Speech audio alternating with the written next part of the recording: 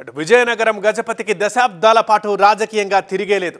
అలాంటిది మొదటిసారి షాక్ ఇచ్చారు కోలగట్ల. ఆయన ఓడించింది కేవలం అశోక గజపతినే కాదు, ఆయన కూతురు అదితికి కూడా గట్టి షాకే ఇచ్చారు.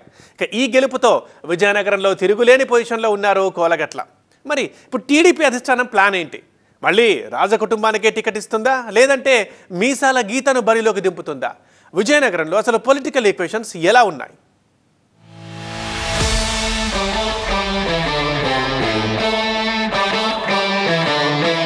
పచ్చకామర్లు ఉన్నోడికి లోకమంతా పచ్చగా కనిపిస్తుంది అన్నట్టు అభివృద్ధి చెయ్యని వాడికి అసలు ఆ ఏరియాకి వచ్చి చూస్తే అభివృద్ధి జరిగిందో లేదో అన్నది తెలుస్తుంది. గతంలో ఆ ఏరియా ఎలా ఉందో తెలిస్తే అభివృద్ధి జరిగిందో లేదో తెలుస్తుంది. షో వర్క్ మాత్రం జరిగింది. అదైతే మాత్రం జంక్షన్స్లోని కొంత షో చేసి పబ్బం గడుపుకుంటున్నారు. ఇప్పుడు ప్రజలకు ఏదైనా చేయాలి, కానీ వాళ్ళు చేసుకుని ఇప్పటి వరకు సంపాదించుకుంది చాలదా ఉండరు. అసలు పరిపాలన అనేది ఏం లేదు. బంగ్లాలో ఉక్కపోత, బయట ఫ్యాన్ గాలి, చేజారకూడదన్న పట్టుదలతో కోలగట్ల, చేజిక్కించుకోవాలన్న తపనతో గజపతి.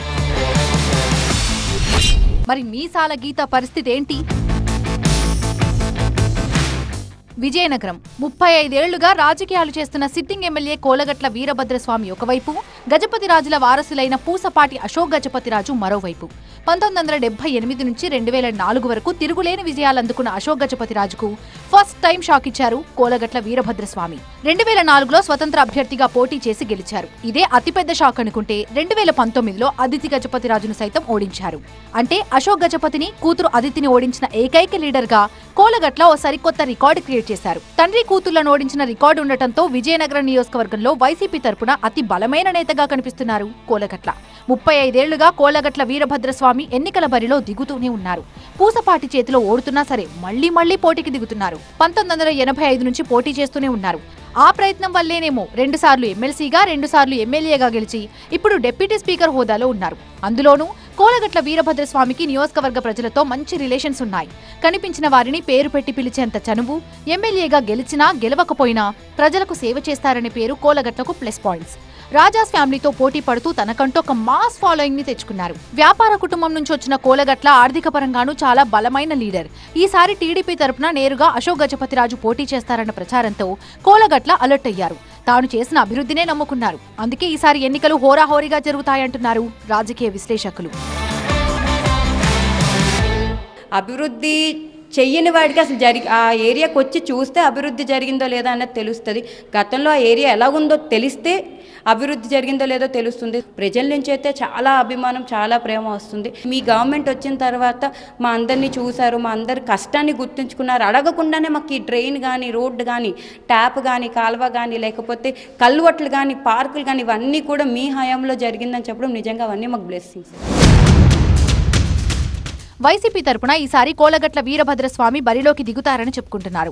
బీసీలకు ప్రాధాన్యం ఇవ్వాలనే థీమ్తో నియోజకవర్గాల మార్పులు చేస్తున్న వైసీపీ అధిష్టానం విజయనగరంలో మాత్రం ఆ ప్రయోగం చేయకపోవచ్చంటున్నారు. ఒకవేళ బీసీలకు ఇవ్వాల్సి వచ్చినా విజయనగరం నుంచి అయితే కోలగట్లను మించిన మాస్ ఇమేజ్ ఉన్న లీడర్ మరొకరు కనిపించట్లేదు. కాకపోతే బీసీల్లో తూర్పు కాపులు ఎక్కువగా ఉన్న నియోజకవర్గం ఇది. కనీసం 60,000 మందికి పైగా ఉంటారు. తూర్పు కాపులు అనగానే మంత్రి బొత్స సత్యనారాయణ వంటి మాస్ ఇమేజ్ ఉన్న లీడర్సే కనిపిస్తారు. పైగా బొత్సకు చీపురుపల్లెంతో విజయనగరం కూడా అంతే. ఇక టీడీపీ నుంచి ఎవరు బరిలోకి దిగుతారన్నది అతిపెద్ద సందిగ్ధం. అశోక్ గజపతిరాజు పోటీ చేస్తారా, లేక అదితి గజపతిరాజు పోటీ చేస్తారా అనేది అధిష్టానం ఇంతవరకు తేల్చలేదు. కాకపోతే విజయనగరం టీడీపీ ఇన్ఛార్జిగా అదితినే కొనసాగుతున్నారు. గత ఎన్నికల్లో అదితి ఓడిపోవడంతో అధిష్టానం కొన్ని మార్పులు చేస్తుందేమోనని భావిస్తున్నారు. టీడీపీ అధినేత చంద్రబాబు కూడా ఇన్ఛార్జీలను మార్చే అవకాశం ఉందని ముందే హింటిచ్చారు. ఒకవేళ అదితిని కాదంటే ఖచ్చితంగా అశోక్ గజపతిరాజుకే ఛాన్స్ ఇస్తారని చెప్పుకుంటున్నారు. ఒక్కసారి మినహా ఏనాడు అశోక్ గజపతిరాజు ఓడిపోయిందే లేదు. పైగా 2019లో ఓడిపోయిన తర్వాత చాలా కాలం పాటు అదితి గజపతిరాజు పొలిటికల్ గా యాక్టివ్ గా లేరు. విజయనగరం టికెట్ బంగ్లాను దాటి వెళ్లదు అనుకుంటున్న పరిస్థితుల్లో మీసాల గీత ఒక ఆప్షన్ గా కనిపిస్తున్నారు. 2014లో టీడీపీ తరపున పోటీ చేసి గెలిచారు మీసాల గీత. కానీ సిట్టింగ్ ఎమ్మెల్యే అయిన మీసాల గీతను కాదని 2019లో అదితి గజపతిరాజుకి టికెట్ ఇచ్చారు. వైసీపీ వేవ్ లో అదితి గజపతిరాజు ఓడిపోయారు. ఆ ఎన్నికల నుంచి అశోక్ గజపతి కుటుంబానికి మాజీ ఎమ్మెల్యే మీసాల గీతకు మధ్య కొంత గ్యాప్ వచ్చింది.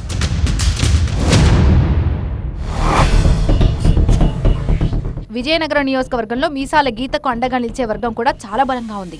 మీసాల గీత కూడా ప్రత్యేకంగా పార్టీ ఆఫీస్ తెరిచారు. మీసాల గీత కార్యాలయంలో హడావుడి కనిపిస్తోంది. బీసీ సమావేశాల్లోనూ పార్టీ కార్యక్రమాల్లోనూ మొన్న చంద్రబాబు అరెస్టుకు వ్యతిరేకంగా చేపట్టిన ఆందోళనల్లోనూ యాక్టివ్గా పార్టిసిపేట్ చేశారు.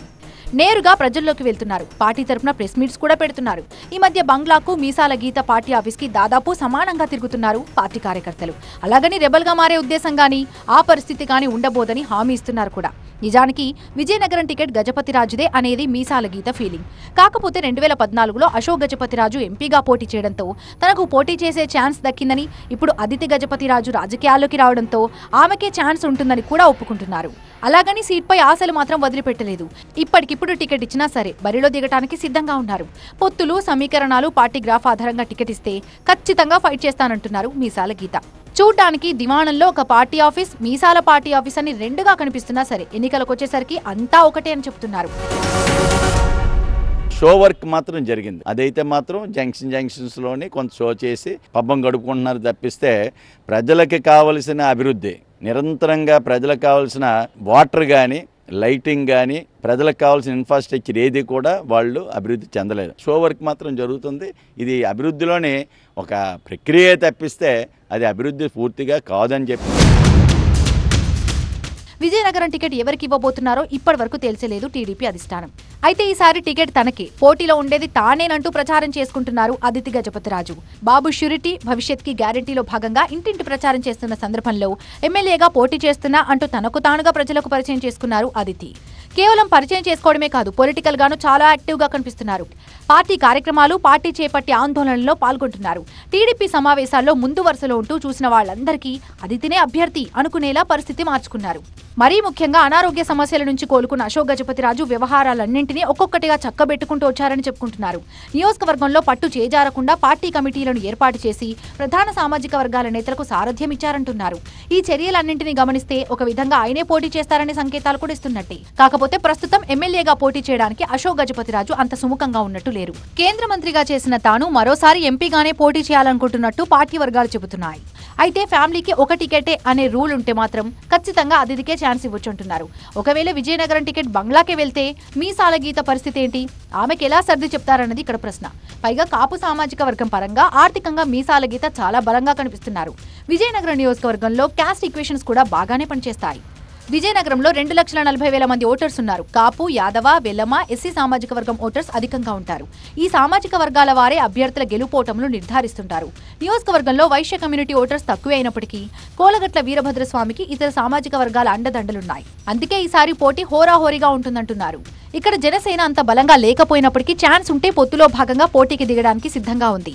జిల్లా కేంద్రం కాబట్టి విజయనగరంలో ఛాన్స్ ఇవ్వాలని కోరుతుంది కూడా. జనసేన తరపున గురాన అయ్యలు యాక్టివ్ గా తిరుగుతున్నారు. వైసీపీ అభ్యర్థి కోలగట్ల వైశ్య సామాజిక వర్గం కావడంతో తాను నియోజకవర్గంలో అత్యధిక ఓట్ బ్యాంక్ ఉన్న కాపు నేతనని చెబుతున్నారు గురాన అయ్యలు. అంతేకాదు వ్యాపారవేత్త కావడంతో ఆర్థికంగానూ బలంగా ఉన్నారు. అందులోనూ మీసాల గీత బ్రదర్ కూడా. అలాగే ఆర్థికంగా నాకేం ప్రాబ్లం లేదు, మా నాన్నగారి దయ వల్ల. రెండోది ఏంటంటే నాకు ఆ ఓట్ బ్యాంక్ కూడా నాకు ఉన్నది కాబట్టి నాకు ఇస్తారనేసి ఒక ఆలోచనతో ఉన్నాను. అయితే ఈ కలయిక వల్ల టీడీపీ జనసేన కలయిక వల్ల ఇక్కడ ఎవరికి ఇస్తారు ఏంటి అనేది దాని మీద ఇంకా కొంచెం ఆలోచనలు ఉన్నాయి. మొత్తానికి గత ఎన్నికల్లో కోల్పోయిన తమ స్థానాన్ని ఎలాగైనా దక్కించుకోవాలని టీడీపీ కసరత్తు చేస్తుంటే ఉన్న సీటు చేజారకుండా భద్రపరుచుకునేందుకు వైసీపీ గట్టిగా ప్రయత్నిస్తోంది.